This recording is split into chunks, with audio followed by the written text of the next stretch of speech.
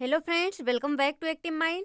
तो फ्रेंड्स, हम यहाँ पे केवीएस टीजीटी साइंस का प्रैक्टिस क्वेश्चन सॉल्व कर रहे हैं। तो देखिए फ्रेंड्स, इसके पिछले वीडियो में मैंने कई सारे चैप्टर्स का 50-50 क्वेश्चन प्रैक्टिस करवा दिया है। आज का जो हमारा चैप्टर है वो है इम्प्रूवमेंट इन फूड रिसोर्सेज। इससे भी हम कम से कम यहाँ पे 50 क्वेश्चन करेंगे। इसको आप अच्छे से देखिए, एग्जाम में देखेंगे आपको यहीं से सारा क्वेश्चन मिल जाएगा, कुछ भी बाहर से नहीं देखने को मिलेगा।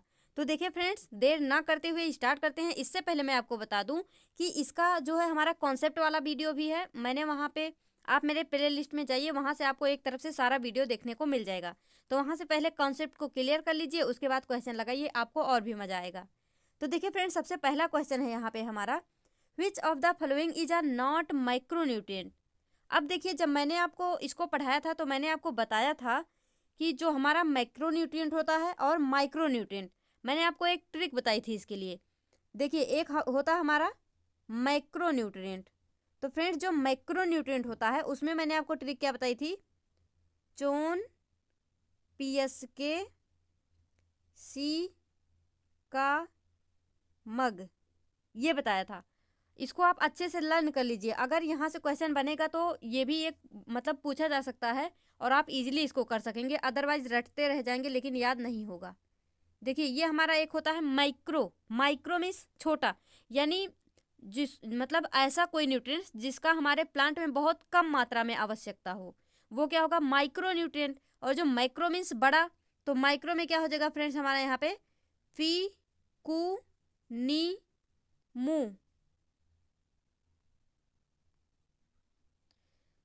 एम ओ रहेगा, फीकू नीमू, सॉरी। उसके बाद बी कल मन जन। तो देखिए फ्रेंड्स, आप इसको अच्छे से पहले यही लर्न कीजिए, जो हमारा माइक्रोन्यूट्रिएंट है वो क्या है, चोन पीएसके सी का मग। जो हमारा माइक्रोन्यूट्रिएंट है वो क्या है, फीकू नीमो बीकल मंजन, फीकू नीमो बीकल मंजन। अब आप यहाँ पे ये भी कंफ्यूज हो सकते हैं कौन सा माइक्रोन्यूट्रिएंट है कौन सा माइक्रो। तो आपको बस अगर ये याद हो जाएगा फीकू नीमो बीकल मंजन, तो आप ये देख लेना, एन आई यहाँ भी आई है, एम आई यहाँ भी आई है, यानी माइक्रो वाले में ये वाला ट्रिक लगेगा जिसमें एन आई है, नी है, यानी फीकू नी मो बीकल मंजन, तो समझ लेना वो माइक्रो वाले में है। तो इसे आप याद रख लेना। अब देखिए, यहाँ पे माइक्रो पूछा है, माइक्रो नहीं पूछा, बोला है कि नॉट माइक्रो, नॉट माइक्रो, यानी वो माइक्रो नहीं है, माइक्रो है। तो माइक्रो कौन सा है, अब देखिए फ्रेंड्स, माइक्रो हमको ढूंढना है। तो एफ फॉर क्या होता है, आयरन। ये तो आपको पता ही होगा, अगर नहीं पता हो तो मैं अभी बता रही हूँ, इसको आप लिख लीजिए।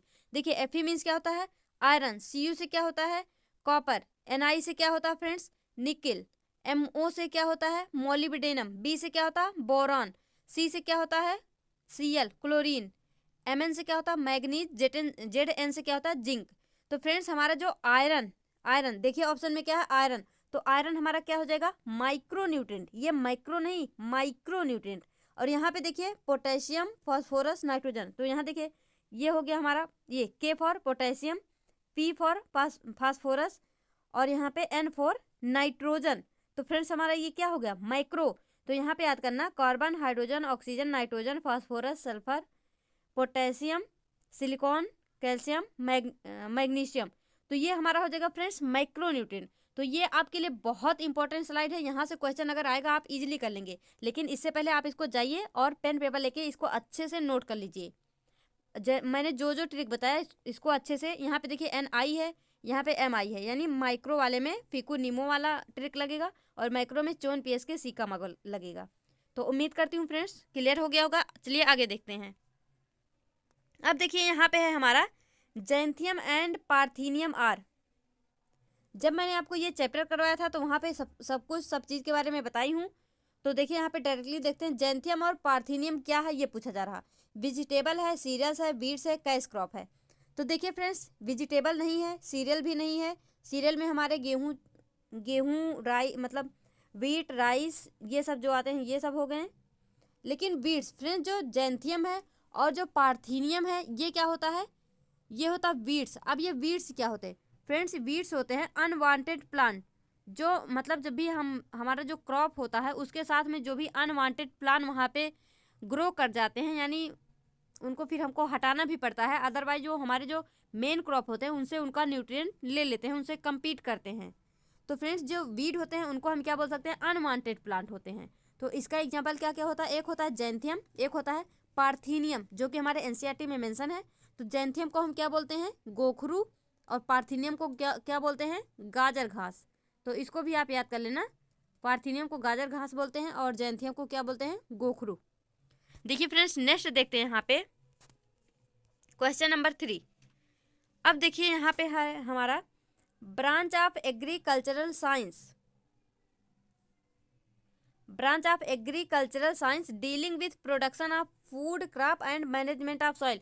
यानी हमारे साइंस का कौन सा ऐसा ब्रांच है, वो भी कृषि से संबंधित, जिसमें कि हम प्रोडक्शन ऑफ फील्ड क्रॉप यानी जो हमारे क्रॉप्स होते हैं उनके प्रोडक्शन के बारे में, और सॉइल के मैनेजमेंट के बारे में जिसमें हम अध्ययन करते हैं। तो ऐसा कौन सा साइंस का ब्रांच है। तो फ्रेंड्स यहाँ पे आप याद रखना वो होता हमारा एग्रोनॉमी। एग्रोनॉमी, एनाटॉमी नहीं होता। एनाटॉमी हम प्लांट के मतलब इंटरनल स्ट्रक्चर का डिस्कस करते हैं, जैसे हमारा मोनोकॉट लीफ, डाइकॉट रूट, ये सब जो भी होते हैं वहाँ पे मोनोकॉट रूट ये सब, तो उसको हम एनाटॉमी बोलते हैं। जेनेटिक इंजीनियरिंग भी नहीं है यहाँ पे, एस्ट्रोनॉमी भी नहीं है।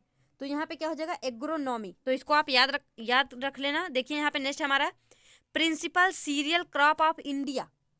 अब यहाँ पे आप कंफ्यूज हो सकते हैं, हमारे इंडिया का प्रिंसिपल क्रॉप क्या है, मतलब मुख्य मेन अनाज क्या है, प्रमुख अनाज क्या है हमारे जो इंडिया की। तो यहाँ पे वीट, मेज, राइस, sorghum। तो हो सकता है sorghum आप सोचेंगे ये नहीं ये नहीं, अब आप सोचेंगे वीट है या राइस है। तो फ्रेंड्स हमारा जो इंडिया है इसका जो यहाँ पे प्रमुख अनाज है, प्रिंसिपल क्रॉप है, वो होता है फ्रेंड्स राइस। क्या होता है, राइस।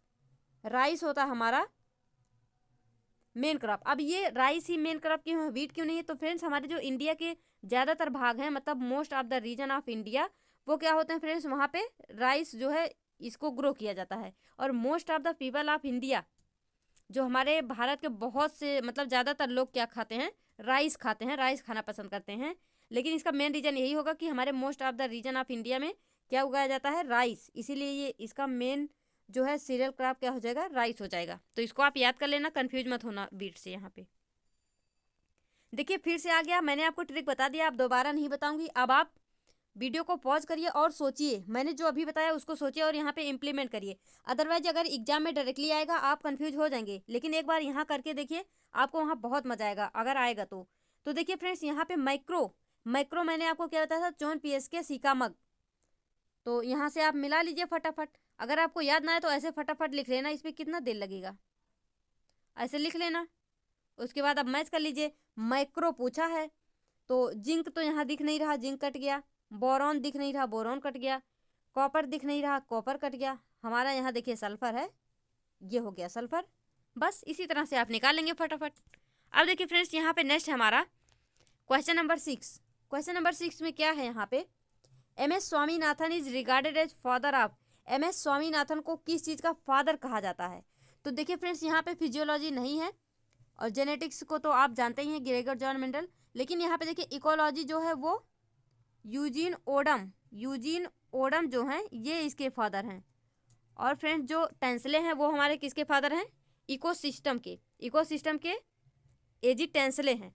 लेकिन यहाँ पे फ्रेंड्स पूछा है स्वामीनाथन, तो स्वामीनाथन को हम ग्रीन रिवॉल्यूशन जो है उसका भी फादर बोलते हैं, लेकिन यहाँ पे वो तो दिया नहीं है। तो यहाँ पे क्या हो जाएगा, इकोनॉमिक इकोलॉजी जो है इसके फादर कौन है, MS स्वामीनाथन। तो इकोनॉमिक इकोलॉजी के फादर कौन है, MS स्वामीनाथन। इसको आप याद कर लेना। देखिए यहाँ पे फ्रेंड्स नेक्स्ट देखते हैं, who is known as father of white revolution. अब यहाँ पे क्या पूछा, व्हाइट रिवॉल्यूशन के फादर कौन है, ये आपको यहाँ पे बताना है। तो अब देखिए फ्रेंड्स श्री जय प्रकाश नारायण ये नहीं है। प्रोफेसर MS स्वामीनाथन ये ग्रीन रिवॉल्यूशन के फादर हैं, ग्रीन रिवॉल्यूशन। यहाँ पे डॉक्टर वर्गीस कुरियन, अब ये मिस्टर इंदिरा गांधी नहीं है। यहाँ पे देखिए डॉक्टर वर्गीस कुरियन ये क्या है फ्रेंड्स, ये वाइट रिवॉल्यूशन के फादर हैं। तो इसको आप याद कर लेना। और वाइट रिवॉल्यूशन किस चीज़ से जुड़ा हुआ है, हमारा मिल्क प्रोडक्शन। क्या याद करेंगे आप, मिल्क प्रोडक्शन जो है हमारा वाइट रिवॉल्यूशन के अंतर्गत वो आता है। और ग्रीन रिवॉल्यूशन में हमारे ग्रीन प्लांट्स वगैरह आते हैं, तो इसको आप याद कर लेना। अब देखिए यहाँ पे फ्रेंड्स क्वेश्चन नंबर 8 है हमारा। Question number 8, unwanted plant which grow with main crop. अभी मैंने इसको आपको एक्सप्लेन किया था कि हमारे मेन क्रॉप के साथ अनवांटेड प्लांट जो हमारे खेतों में उगाते हैं उनको हम क्या बोलते हैं, वीड्स बोलते हैं। तो फ्रेंड्स ये तो इजी हो गया अब आपके लिए। देखिए यहाँ पे next, which one of the following nutrient is not available in fertiliser. Fertiliser में कौन सा न्यूट्रिएंट अवेलेबल नहीं होता, यानी फर्टिलाइजर में नहीं पाया जाता है।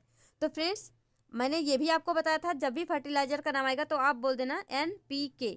NPK क्या होता है, हमारे फर्टिलाइजर में होता है, ये मतलब मेन होता है जो कि फर्टिलाइजर में पाया जाता है, NPK। तो फ्रेंड्स यहाँ पे Fe जो है ये जो है फर्टिलाइजर में नहीं पाया जाएगा, तो Fe हमारा राइट आंसर हो जाएगा यहाँ पे। अब देखिए फ्रेंड्स क्वेश्चन नंबर 10 है हमारा, ग्रोइंग 2 और मोर क्रॉप। मतलब जब हम 2 या 2 से अधिक क्रॉप को, फसल को ग्रो करते हैं, बट लेकिन कैसे, डेफिनिट रो पैटर्न। डेफिनिट रो पैटर्न में यानी एक लाइन में कोई और चीज़ का क्रॉप लगाएंगे तो दूसरे लाइन में कोई और चीज़ का, तीसरे लाइन में फिर इस तरह से, मतलब हम वहाँ पे रो वाइज जो है प्लांट को वहाँ पे ग्रो करते हैं। तो फ्रेंड्स इस तरह के क्रॉप प्रोडक्शन को हम क्या बोलेंगे, ऑल ऑफ दिस। तो यहाँ पे काट दीजिए, मिक्स क्रॉपिंग नहीं बोलते हैं इसको फ्रेंड्स, और क्रॉप रोटेशन नहीं, मतलब मिक्स क्रॉपिंग तो नहीं होगा। देखिए इंटर क्रॉपिंग, इसको हम क्या बोलते हैं, इंटर क्रॉपिंग। इंटर मीन्स क्या होता है, अंतराल, जैसे मतलब एक दूसरे के अंतराल पे, यहाँ पे कुछ और प्लांट था, यहाँ कोई और है, यहाँ कोई और है, यहाँ कोई और है, मतलब वहाँ पे गैप कर करके है, यानी इंटर है। इंटर मीन्स अंतराल, यानी बीच में गैप कर करके, तो इसको हम इंटर क्रॉपिंग बोलते हैं। अब फ्रेंड्स यहाँ पे क्रॉप रोटेशन क्या होता है, तो इंटर क्रॉपिंग में क्या लेते हैं, अगर हम यहाँ पे मतलब मान लीजिए यहाँ पे हम गन्ने का फसल लगा दिए, तो उसके दूसरे लाइन में हम चने का लगा दिए, तीसरे लाइन में फिर से गन्ने का, फिर से चने का, इस तरह से उसको इंटर क्रॉपिंग बोलते हैं। एक ही साथ एक ही समय में लगाएंगे। लेकिन क्रॉप रोटेशन में क्या होता है, अगर मान लीजिए एक टाइम में हम वहाँ पे धान उगा रहे हैं, उसके बाद फिर से हम वहाँ पे मान लीजिए अरहर उगा देंगे, तो इस तरह से मतलब एक समय में एक ही प्लांट उगेगा, उसको क्रॉप रोटेशन बोलते हैं। लेकिन इंटर क्रॉपिंग में एक ही समय पे 2 प्लांट उगाए जाते हैं एक साथ। अब देखिए फ्रेंड्स क्वेश्चन नंबर 11 यहाँ पे, यूजिंग फर्टिलाइजर इन फार्मिंग, ये यहाँ पे नहीं रहेगा, ये गलती से टाइप हो गया यहाँ पे। देखिए यूजिंग फर्टिलाइजर इन फार्मिंग, यानी जब हम खेतों में उर्वरक का प्रयोग करते हैं तो इसको हम यहाँ पे क्या बोलते हैं, no cost production, low cost production, high cost production, none of these. तो ये तो नहीं होगा। तो देखिए फ्रेंड्स जब मैंने आपको एनसीईआरटी में पढ़ाया था तो वहाँ पे मैंने आपको बताया था, जब हम फर्टिलाइजर का यूज करते हैं खेतों में तो इसको हम क्या बोलते हैं, हाई कास्ट प्रोडक्शन। क्या बोलते हैं, हाई कास्ट प्रोडक्शन। तो आप याद कर लेना, फर्टिलाइजर को खेतों में यूज करना, ये हाई कास्ट प्रोडक्शन, यानी जिस मतलब किसी चीज़ के प्रोडक्शन में जब ज़्यादा कीमत हमको लगानी पड़े। जब अब फर्टिलाइजर क्या होते हैं फ्रेंड्स, ये इनऑर्गेनिक मटेरियल होते हैं जो कि इंडस्ट्री में बनाए जाते हैं, तो वहाँ पे हमको खर्चा तो लगेगा ही उसको बनाने में, फिर वहाँ से हम उसको खरीदेंगे, फिर लाएंगे उसको, मतलब वहाँ पे उसको हम हाई कास्ट प्रोडक्शन वाले एक श्रेणी में रखेंगे। तो इसको आप याद कर लेना। अब देखिए फ्रेंड्स हमारा क्वेश्चन नंबर 12 है, नाइट्रोजन, फास्फोरस, पोटेशियम और एग्जाम्पल ऑफ, मतलब NPK किसके एग्जाम्पल हैं। तो अब देखिए यहाँ पे आप कंफ्यूज हो सकते हैं, एक तो ये माइक्रोन्यूट्रिएंट भी हैं, दूसरे ये फर्टिलाइजर भी हैं। तो फ्रेंड्स ये यहाँ पे बोथ 1 और 2 तो दे दिया है, अगर इस तरह से आएगा तो आप दोनों लगा देना। लेकिन जो यहाँ पे रियल क्वेश्चन था, यहाँ पे 2nd और 3rd था ऑप्शन में, और 3rd कुछ और था, वो मिस हो गया गलती से। तो देखिए अगर इस तरह से आएगा, माइक्रोन्यूट्रिएंट भी रहेगा, फर्टिलाइजर भी रहेगा, कोई और एक ऑप्शन रहेगा, और ऑप्शन अगर ये दोनों रहेगा साथ में तो दे देना, कोई दिक्कत नहीं। लेकिन अगर फ्रेंड्स इन दोनों में से चुनना पड़े कि NPK माइक्रोन्यूट्रिएंट में आएगा या फिर फर्टिलाइजर में, तो आप क्या बताएंगे, ये किस में आएगा, माइक्रोन्यूट्रिएंट में आएगा, क्योंकि ये ऑलरेडी माइक्रोन्यूट्रिएंट है। लेकिन फर्टिलाइजर को तो फ्रेंड्स, फर्टिलाइजर क्या है, ये एक इनऑर्गेनिक सब्सटेंस है जो कि इंडस्ट्री में बनाए जाते हैं, तो इसलिए जो है माइक्रोन्यूट्रिएंट को आप प्रायोरिटी दीजिएगा। इस मतलब इस तरह से अगर क्वेश्चन आता है तो वहाँ पे आप NPK के क्या बोलेंगे, माइक्रोन्यूट्रिएंट। तो NPK इनको ये क्या है, माइक्रो है, और आप इन्हीं को प्रायोरिटी देना, फर्टिलाइजर को बाद में देना। तो मैंने इसको क्लियर कर दिया है, उम्मीद करती हूँ समझ आ गया होगा। अब देखिए यहाँ पे क्वेश्चन नंबर 13, यहाँ पे फ्रेंड्स यहाँ देखिए पिछली बार क्या था, वहाँ पे जैंथियम था, यहाँ पे इस बार क्या है, साइपेरिनस है और पार्थेनियम है, और फिर से यहाँ पे ये क्या है, वीड्स हैं। तो ये तो बताने की ज़रूरत है नहीं, अभी मैंने एक्सप्लेन किया। ये क्या है, अनवांटेड प्लांट है जो कि मेन क्रॉप के साथ खेतों में उगाते हैं। अब देखिए फ्रेंड्स यहाँ पे क्वेश्चन नंबर 14। क्वेश्चन नंबर 14 में क्या है, mullet, prawn, mussels are example of, ये मतलब किसके एग्जाम्पल हैं, marine fish, fresh water fishes, finned fishes, shell fishes. तो देखिए फ्रेंड्स यहाँ पे मुलेट, प्रॉन, मसल्स ये सब क्या है, ये सब मैराइन फिशेस के एग्जाम्पल होते हैं, मैराइन फिशेस के। और फ्रेंड्स जो फ्रेश वाटर फिशेस होते हैं उसमें हमारा क्या आता है, रोहू और कटला। क्या आता है, रोहू और कटला, ये क्या है, ये फ्रेश वाटर फिशेस हैं। और मेराइन के अंतर्गत ही क्या आता है, फिंड फिशेस और सेल फिशेस। यानी जो फिंड फिशेस और सेल फिशेस हैं ये मेराइन के ही पार्ट के रूप में हैं, मतलब ये भी मेराइन है, लेकिन मेराइन के अंतर्गत में एक होता है फिंड फिशेस, एक होता है सेल फिशेस। यानी कुछ ऐसी फिशेस होती हैं जिनमें पंख पाए जाते हैं उनको हम बोलते हैं फिंड फिशेस, कुछ ऐसे होते हैं जिनके ऊपर कवच पाए जाते हैं उनको हम क्या बोलते हैं, सेल फिशेस। तो हमारे फिंड फिशेस में हम यहाँ पे मुलेट, फिटकी, पर्ल, स्पॉट, जो मैंने आपको एनसीईआरटी में बताया था वो एग्जाम्पल आप अच्छे से याद कर लेना, क्योंकि यहाँ पे हो सकता है यहाँ पे मेराइन ना देके इसी में से पूछ ले, तो फिर तो आपको याद होना ही चाहिए। और सेल फिशेस में हम क्या क्या पढ़े थे, प्रॉन, मसल्स, ऑयस्टर, ये सब क्या थे हमारे सेल फिशेस। और ऑयस्टर का यूज कहाँ पे होता है, मोतियों को निकालने के लिए। अब देखिए फ्रेंड्स हमारा यहाँ पे नेक्स्ट क्वेश्चन क्या हो जाएगा, हमारा नेक्स्ट क्वेश्चन है क्वेश्चन नंबर 15। देखिए यहाँ पे पूछा गया, what is the other name for Apis Serena indica. Apis Serena indica का अदर नेम क्या है। तो फ्रेंड्स जो एपिस सेरेना इंडिका है, जब मैंने आपको बी कीपिंग बताया था तो उसमें मैंने आपको बताया था एपिस सेरेना इंडिका को हम क्या बोलते हैं, इंडियन बी, यानी जो हमारी भारतीय मधुमक्खी होती है उसका साइंटिफिक नेम क्या होता है, एपिस सेरेना इंडिका। और ये फ्रेंड्स हमारा यहाँ पे इंडियन काऊ का साइंटिफिक नेम क्या है, बोस इंडिकस। क्या है, बोस इंडिकस। मैंने आपको ये भी बताया था कि साइंटिफिक नेम को किस तरह से लिखा जाता है। फिर यहाँ पे हमारा इंडियन बफेलो में क्या आता है फ्रेंड्स, बॉस बुबेलिस, बॉस बुबेलिस। तो इसको भी आप याद कर लेना क्योंकि ये भी पूछा जा सकता है, पूछने के बहुत हाई चांस है। अब देखिए यहाँ पे क्वेश्चन नंबर 16 है क्या friends, management and production of fish is called, management of production of fish पे ध्यान देना। अब देखिए फिशिकल्चर, एपीकल्चर, सेरिकल्चर, एक्वाकल्चर। तो फ्रेंड्स जो हमारा फिशिकल्चर होता है ये किससे रिलेटेड होता है, फिश से।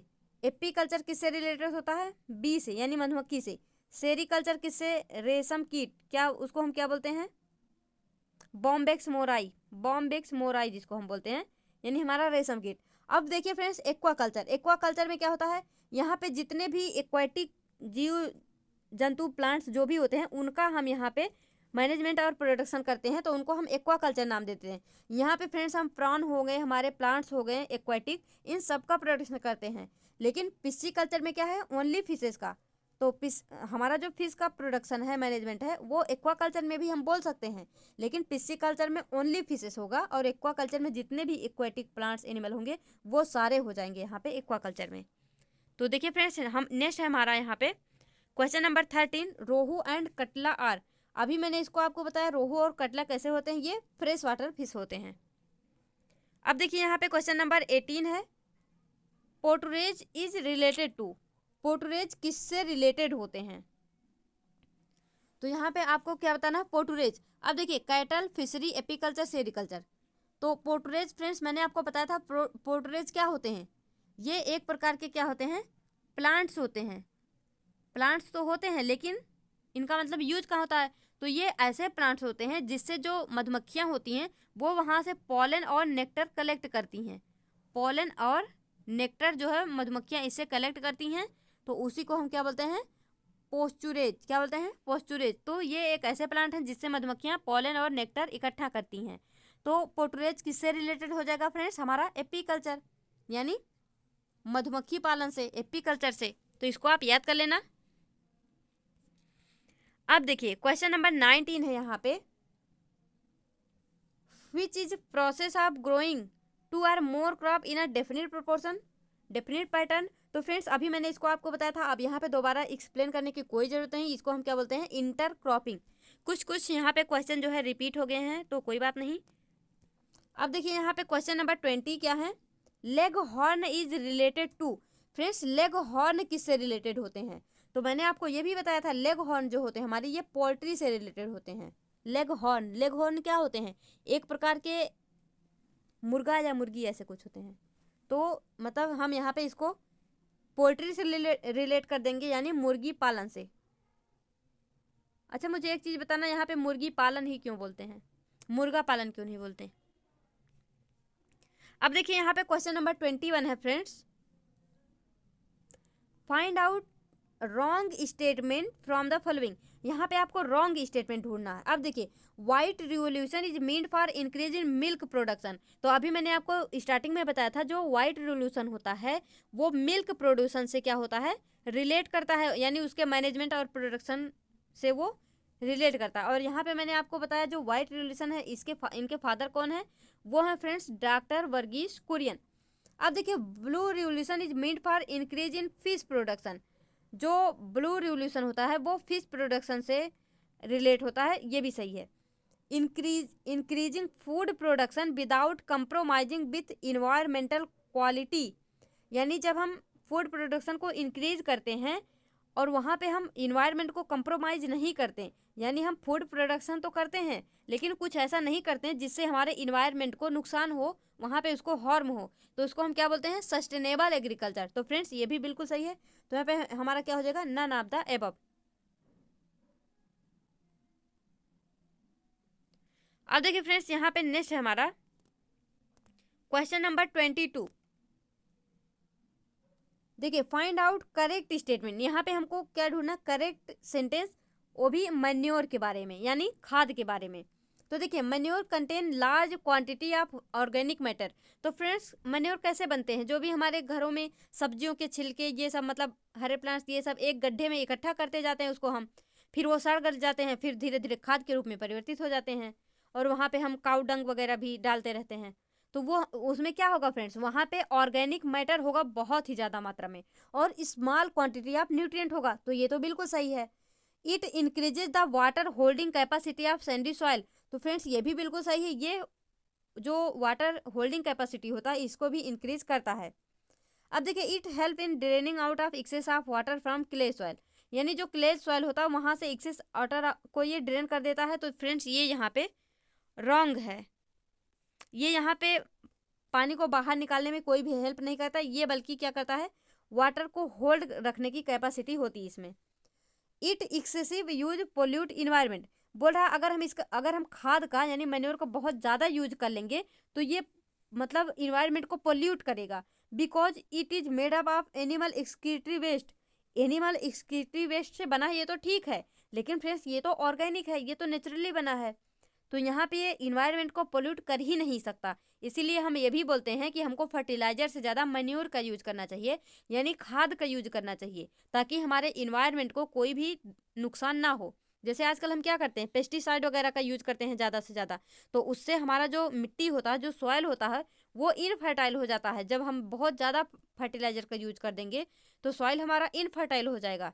तो फ्रेंड्स इसीलिए हम बोलते हैं मैन्योर का यूज करिए। तो यहाँ पे ये स्टेटमेंट हमारा रॉन्ग हो जाएगा, और ये वाटर होल्ड करने की कैपेसिटी होती है, ये वाटर को एक्सेस नहीं करता यहाँ से। तो सी एंड डी क्या हो जाएगा, यहाँ पे हमसे करेक्ट पूछा है तो A and B first and second यानी यहाँ पे करेक्ट हो जाएगा। अब देखिए क्वेश्चन नंबर 23 है, विच of the following is Indian cattle. तो इंडियन कैटल में हमने एनसीईआरटी में पढ़ा था, एक होता है हमारा काऊ और एक होता है बफेलो।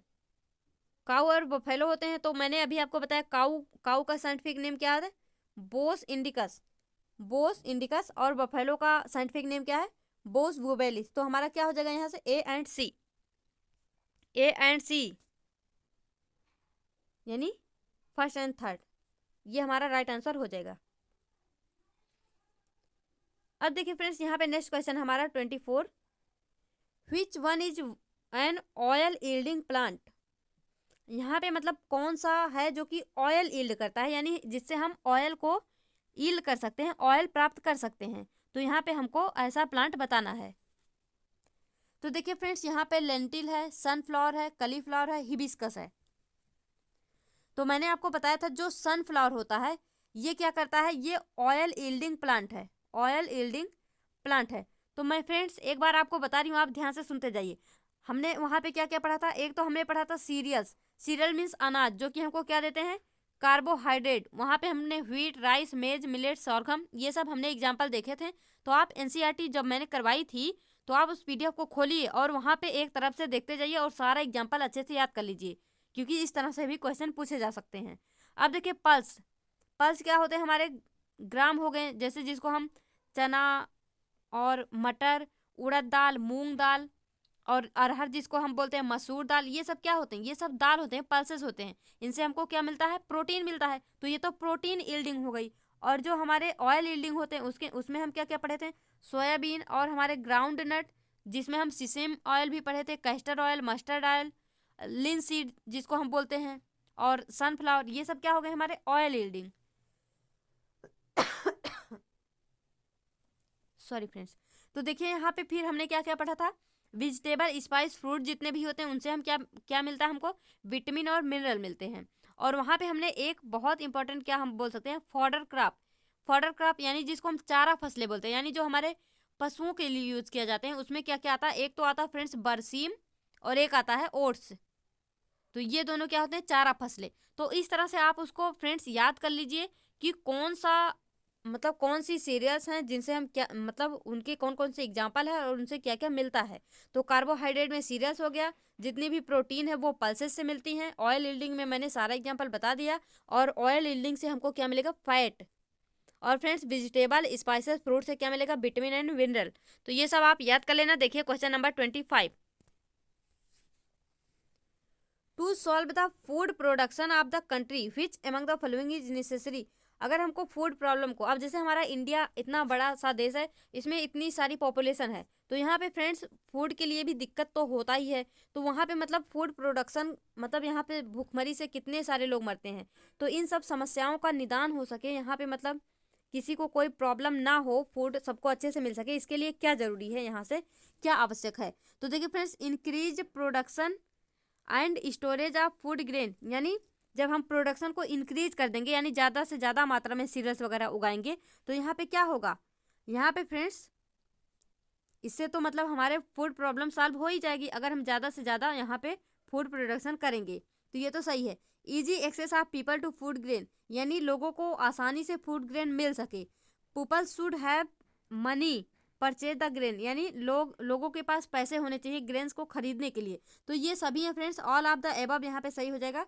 ये सभी चीज़ें हमारे फूड प्रॉब्लम को सॉल्व कर सकती हैं। अब देखिए क्वेश्चन नंबर 26 क्या है हमारा, cattle husbandry is done for the following person. यहाँ कैटल हस्बेंड्री मीन्स क्या हम बोलते हैं, पशुपालन। अब देखिए ना, इसी नाम से हमको कन्फर्म होगा, पशुपालन, milk production, agricultural work, meat production, egg production. तो फ्रेंड्स यहाँ पे पशुपालन है।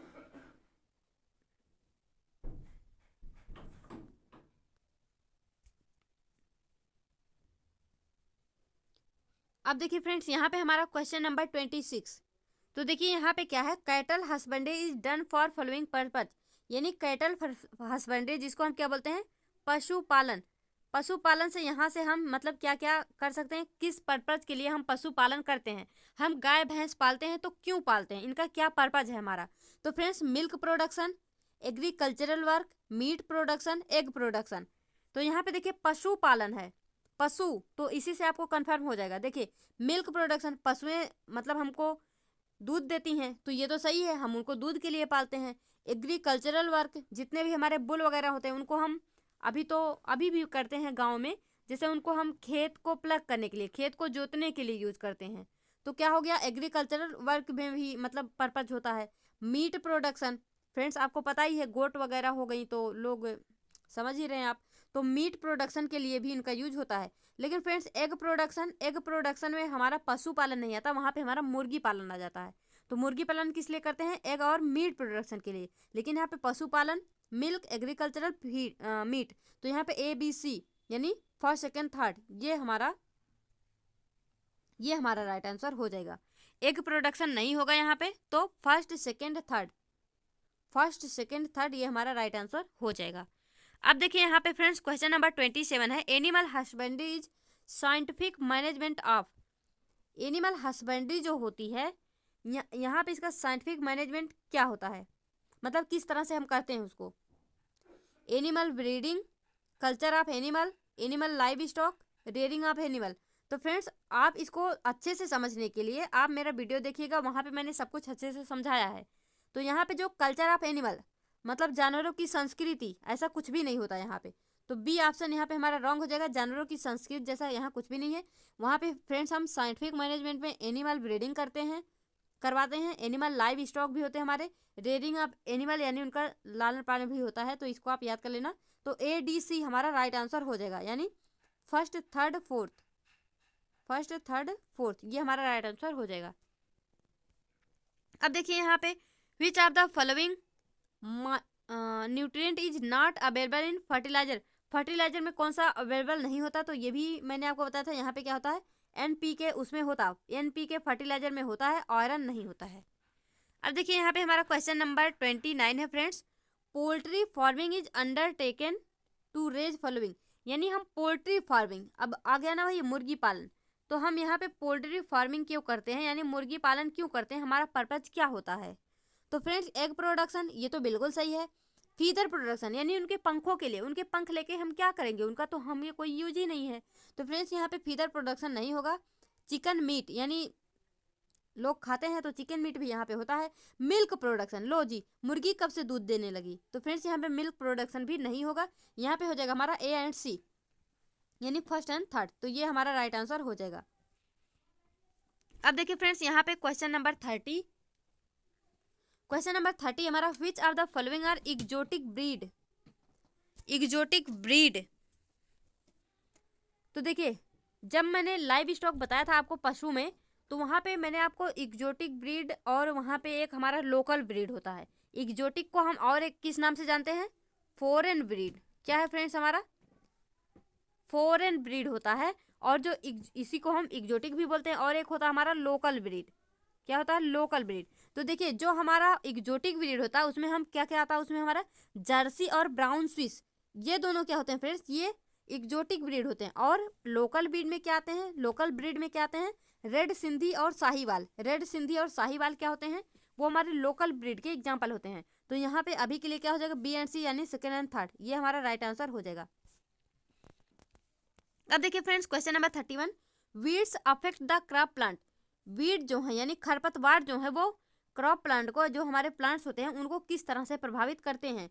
Killing of plant in field before they grow, मतलब प्लांट को ग्रो करने से पहले ही मार देते हैं। Dominating the plant to grow, यानी प्लांट को ग्रो करने से मतलब डोमिनेट करते हैं, यानी जहाँ पे अब देखिए जहाँ पे वीड्स उग आएंगे वहाँ से तो हमारा कोई प्लांट उग ही नहीं सकता है, यानी उसको वो डोमिनेट कर देते हैं।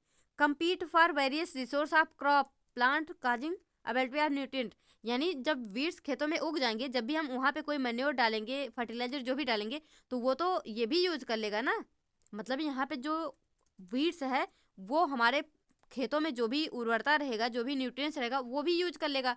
तो हमारे पौधों से मतलब हमारे पौधों को नहीं मिल पाएगा प्रॉपर मात्रा में, कम हो जाएगा। अभी मान लीजिए आपके घर में 2 बच्चे हैं, तो अगर एक ही बच्चा होता तो उसको ज़्यादा कुछ मिल पाता। अगर 2 हैं तो दोनों में बट जाएगा वो चीज़। अगर 2 बिस्किट है तो एक अगर होता वो दोनों खा लेता, लेकिन अगर 2 हैं एक एक देंगे तो वो चीज़ें बट गई। तो उसी तरह से यहाँ पे वीड्स भी होता है। वीड जो होता है वो हमारे पौधों से न्यूट्रिएंट वगैरह भी ले लेता है। तो इस तरह से फ्रेंड्स ये तीनों तरह से पौधों को अफेक्ट करता है। तो यहाँ पे ऑल ऑफ दिस सही हो जाएगा। देखिए क्वेश्चन नंबर 32 है, inland fishery is refer to, यानी इनलैंड फिशरी हम क्या बोलते हैं, अंतर्देशीय मत्स्य पालन। तो यहाँ पे friends culturing fish in fresh water, तो यही हमारा राइट आंसर है। यहाँ पे जब हम फ्रेश वाटर में फिश को कल्चर करते हैं तो उसको हम इनलैंड फिशरी बोलते हैं। तो ये फ्रेंड्स आप याद कर लेना, यहाँ पे कुछ ऐसा है नहीं कि अच्छे से एक्सप्लेन करना है कुछ। अब देखिए using fertiliser in farming is an example of, तो ये तो मैंने अभी आपको बताया था, ये क्या होता है, हाई कास्ट प्रोडक्शन। हमारा जो फर्टिलाइजर यूज करते हैं हम वो हाई कास्ट प्रोडक्शन में आता है। देखिए क्वेश्चन नंबर 34 है, which of following is an Italian B variety. Italian B यानी ऐसी कौन सी मधुमक्खी है जो कि इटालियन होती है, इटली की मधुमक्खी है, वहाँ की वैरायटी है। तो फ्रेंड्स यहाँ पे याद कर लेना, ये है एपिस मेलिफेरा। क्या है, एपिस मेलिफेरा। अब ये एपिस फ्लोरी क्या है, ये एपिस फिलेरी को हम क्या बोलते हैं, लिटिल बी, क्या बोलते हैं, लिटिल बी बोलते हैं यहाँ पे हम। देखिए फ्रेंड्स यहाँ पे एपिस फ्लोरी क्या हो गया, लिटिल बी। अब देखिए एपिस डोरसेटा, एपिस डोरसेटा क्या होता है, इसको हम क्या बोलते हैं, रॉक बी, क्या बोलते हैं, रॉक बी। और फ्रेंड्स एपिस सेरेना इंडिका क्या है, ये हमारा इंडियन बी, इंडियन बी। और देखिए इटालियन बी जो होती है इसका सबसे ज़्यादा यूज होता है, मतलब वहाँ पे शहद कलेक्ट करने में, मतलब सबसे ज़्यादा यही जो है बी कीपिंग को बढ़ावा देता है, एपिस मेलिफेरा जो हमारा इंडियन बी वैरायटी है। अब देखिए यहाँ पे क्वेश्चन नंबर 35 है friends, which of the following combination are most suitable for composite fish culture. यानी जब हम कंपोजिट फिश कल्चर करते हैं तो उसके लिए क्या सही है, यहाँ पे क्या क्या यूज होता है। यहाँ पे surface feeder and bottom feeder, surface feeder, middle zone feeder, bottom feeder, middle zone feeder, bottom feeder, surface feeder only. नहीं फ्रेंड, देखिए जो हमारा कंपोजिट फिश कल्चर है वहाँ पे मैंने आपको बताया था एक ही पॉन्ड पे यहाँ पे मतलब मछलियाँ डाली जाती हैं अलग अलग वैरायटी की। कुछ मछलियाँ, कुछ फिशेस ऐसी होती हैं जो कि हमारी सरफेस फीडर होती हैं, जो कि यहाँ सरफेस पे पाई जाती हैं। कुछ क्या होती हैं, वो मिडिल में पाई जाती हैं और कुछ बॉटम में पाई जाती हैं। तो फ्रेंड्स इस तरह से हमारा कंपोजिट फिश कल्चर होता है। तो यहाँ पे हमारा क्या हो जाएगा, यहाँ पे सरफेस फीडर भी होती है, मिडिल फीडर भी होती है और बॉटम फीडर भी होती हैं। और ऐसा हम इसलिए करते हैं, इनका जो फूड जो होता है वो अलग अलग होता है। मिडिल वाली कुछ और खाएंगी, बॉटम वाली कुछ और सरफेस वाली कुछ और। तो जब इनका खाने का रिसोर्स ही चेंज हो जाएगा तो इनको आपस में कंपटीशन नहीं होगा। तो इसीलिए कंपोजिट फिश कल्चर में यहाँ पे अलग अलग फीडर जो होती हैं। देखिए फ्रेंड्स क्वेश्चन नंबर 36, ये तो हो गया अभी, major constituents of animal. Okay देखिए इसको क्वेश्चन नंबर 37 को, major constituent of animal feed apart from water. यानी पानी के अलावा जानवर जो होते हैं वो तो पानी तो पीते ही हैं, लेकिन पानी के अलावा भी इनका क्या भोजन होता है, वो एंटीबायोटिक्स खाते हैं, ग्रेन मिक्सचर खाते हैं, मिनरल खाते हैं, रफेज। तो फ्रेंड जो हमारे जानवर पानी के अलावा खाते हैं उसको हम क्या बोलते हैं, रफेज, रफेज, क्या बोलते हैं, रफेज। इसको आप याद कर लेना। देखिए क्वेश्चन नंबर 38 है, विच of the following is not a source of carbohydrate. अभी मैंने आपको सारा अच्छे से क्लियर किया था, जितने भी हमारे सीरियल्स होते हैं वो क्या देते हैं हमको, कार्बोहाइड्रेट देते हैं। लेकिन यहाँ पे क्या पूछा, नॉट। तो फ्रेंड्स राइस, मिलेट, सोरगम क्या होते हैं, ये हमारे क्या होते हैं, सीरियल्स होते हैं। और सीरियल्स क्या देते हैं, कार्बोहाइड्रेट। और जो ग्राम है यहाँ पे ये क्या है, ये पल्स है, पल्स। पल्स क्या देते हैं, protein. Pulse, pulse for P for pulse, P for protein. तो फ्रेंड जितने भी पल्सेस हैं वो क्या देती हैं, प्रोटीन देती हैं। क्वेश्चन नंबर 39 है यहाँ पे, nitrogen, phosphorus, potassium are example of. तो अभी मैंने आपको बताया ये क्या होते हैं, माइक्रो न्यूट्रिएंट। देखिए यही था एग्जाम्पल, यहाँ पे माइक्रो माइक्रो दोनों हो ही नहीं सकता, और तो या तो ये माइक्रो होगा या फर्टिलाइजर। लेकिन मैंने आपको बता दिया यहाँ पे आप प्रायोरिटी किसको देंगे, माइक्रो न्यूट्रिएंट को, क्योंकि फर्टिलाइजर तो इनऑर्गेनिक सब्सटेंस होते हैं जो कि इंडस्ट्री में बनाए जाते हैं। लेकिन NPK फर्टिलाइजर हैं, ठीक है, लेकिन ये एग्जाम्पल हैं हमारे, इस यहाँ पर हम प्रायोरिटी देंगे माइक्रो न्यूट्रिएंट को। Question number 40, rotation of crop is essential. मतलब ये आवश्यक क्यों होता है, getting different kind of crop, मतलब हमको अलग अलग फसल मिल सके, increasing quality of mineral, increasing quality of protein. नहीं फ्रेंड्स, यहाँ पे देखिए हम क्रॉप रोटेशन क्यों करते हैं, ताकि हम सॉइल की फर्टिलिटी को बढ़ा सकें। क्या कर सकें, सॉइल की फर्टिलिटी, सॉइल की उर्वरता को बढ़ा सकें, इसलिए हम यहाँ पे क्रॉप रोटेशन करते हैं। देखिए फ्रेंड्स यहाँ पे हो जाएगा हमारा क्वेश्चन नंबर 41।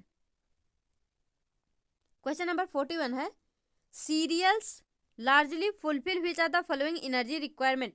सीरियल मतलब किस रिक्वायरमेंट को फुलफिल करते हैं। अभी मैंने आपको बताया कार्बोहाइड्रेट, सीरियल्स क्या देते हैं, कार्बोहाइड्रेट देते हैं। और फैट्स क्या, फैट्स कहाँ से मिलता है हमको, ऑयल से मिलता है फैट। प्रोटीन कहाँ से मिलता है, अभी मैंने आपको बताया, P for protein, P for pulse. Mineral कहाँ से, जितने भी हमारे वेजिटेबल होते हैं, स्पाइसेस, फ्रूट्स, ये सब, इनसे क्या मिलता है, मिनरल मिलता है। विच of the following is not a micro nutrient. Micro, तो माइक्रो यहाँ पे मैंने NPK बताया था, माइक्रो होता है, आयरन जो होता है ये माइक्रो होता है, ये तो मैंने आपको स्टार्टिंग में क्लियर कर दिया था। ये भी हो गया फ्रेंड्स।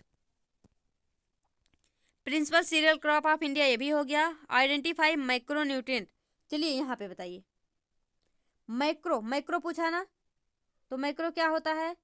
चोन, पीएसके, शी का मग। अब बताइए यहाँ पे माइक्रो क्या है? तो ये तो फ्रेंड्स ये भी हो चुका सल्फर, देखिए यहाँ दिख रहा ना सल्फर। सल्फर क्या हो गया? माइक्रोन्यूट्रिएंट। ये भी हो गया, ये भी हो गया।